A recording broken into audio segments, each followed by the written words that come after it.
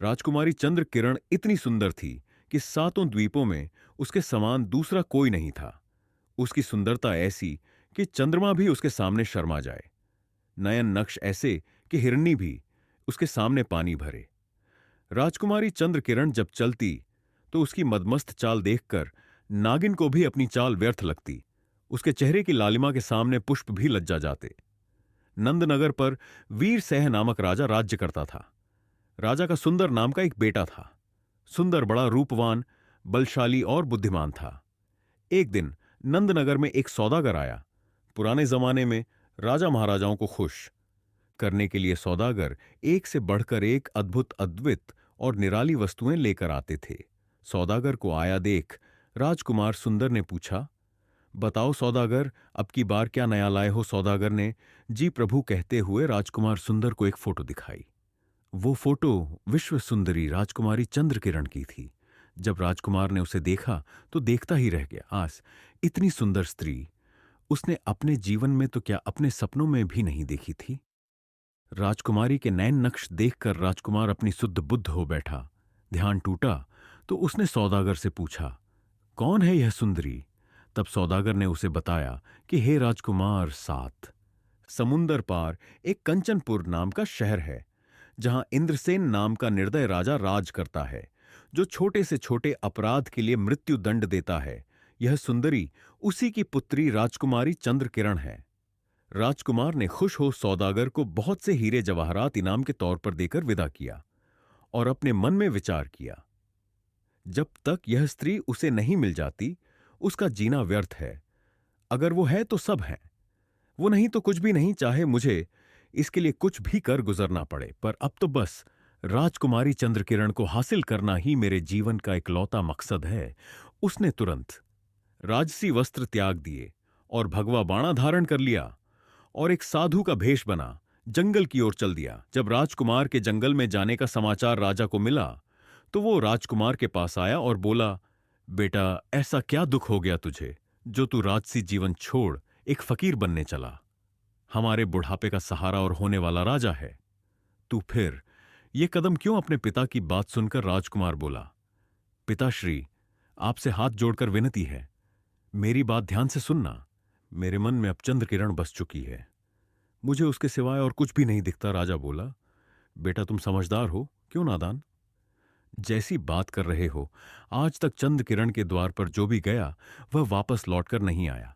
उसके चक्कर में पता नहीं कितने ही अपनी जान से हाथ धो बैठे। पिता की बात को सुनकर राजकुमार बोला, पिताजी, अब मुझे रोकने की कोशिश मत करिए, अब मैं रुकने वाला नहीं। अगर मेरे शरीर में प्राण है, मैं जीवित हूं, तो मैं जरूर जाऊंगा।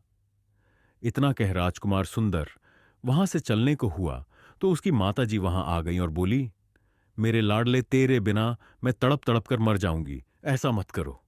क्यों अपना राजपाट छोड़, तुम मृत्यु को गले लगाने जा रहे हो। पर राजकुमार पर उसकी मां की बातों का भी कोई असर नहीं हुआ। बोला, नहीं माताजी, मुझे मत रोकिए। अगर मैं नहीं गया तो यही अपने प्राण त्याग दूंगा, और चल पड़ा। राजकुमारी चंद्र किरण को देखने की व्याकुलता में अभी राजकुमार ने कुछ कदम ही आगे बढ़ाए थे कि तभी उसकी सुंदर रूपवती कामिनी पत्नी भी वहां आ पहुंची। रानी ने दोहा कहा, पास तेरे कामिनी खड़ी कर 16 श्रृंगार छोड़ चले, मझधार में कहां मुझे भरतार। अर्थात इतनी इतनी सुंदर पत्नी होते हुए भी मुझे ऐसे छोड़कर क्यों जा रहे हो? राजकुमार सुंदर ने भी दोहे के रूप में कहा, रानी मन, धीरज धरो मति दिल, करो उदास चंद।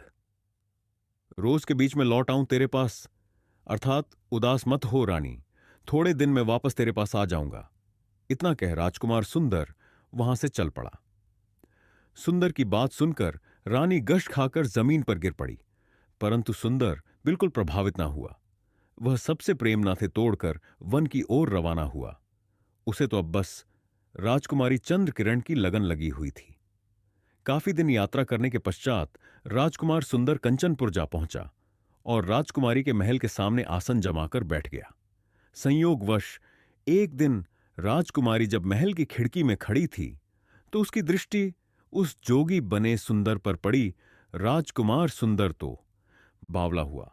पता नहीं कितने दिन से इसी पल के इंतजार में वहीं टकटकी लगाए देख रहा था।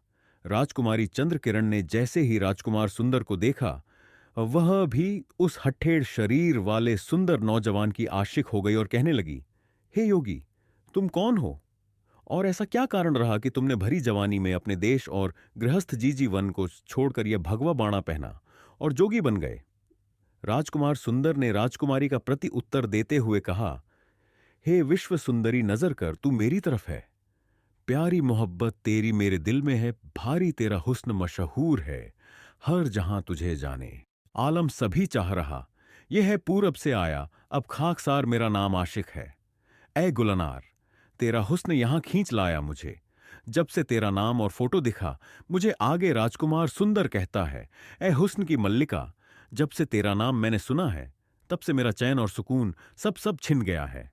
अगर तू मुझे नहीं मिली तो मेरा जीना बेकार है। चंद्रकिरण राजकुमार की बात सुन बोली, योगी, तेरा रूप देखकर तो मेरा दिल भी हिलोरे मार तेरे लिए धड़क रहा है, पर मुझे अफसोस इस बात का है कि औरों की तरह कहीं तुझे भी अपने प्राणों से हाथ ना धोना पड़े। राजकुमारी चंद्रकिरण की बात सुन राजकुमार सुंदर ने दोहा कहा, होना होगा सो होवेगा, इसमें नहीं अंदेश। प्रिय, तेरे कारण तजा मैंने राज और देश, अर्थात अब जो होगा देखा जाएगा। तुम्हारे लिए तो मैं अपना राज्य पाठ और देश तक छोड़ आया हूं। राजकुमार सुंदर की बात सुनकर चंद्रकिरण बोले, ऐ जोगी, मेरे प्रेम में तेरे प्राणों का भी खतरा है, क्योंकि जो भी मुझसे प्रेम करता है, मेरे पिता उसको मरवा देते हैं, या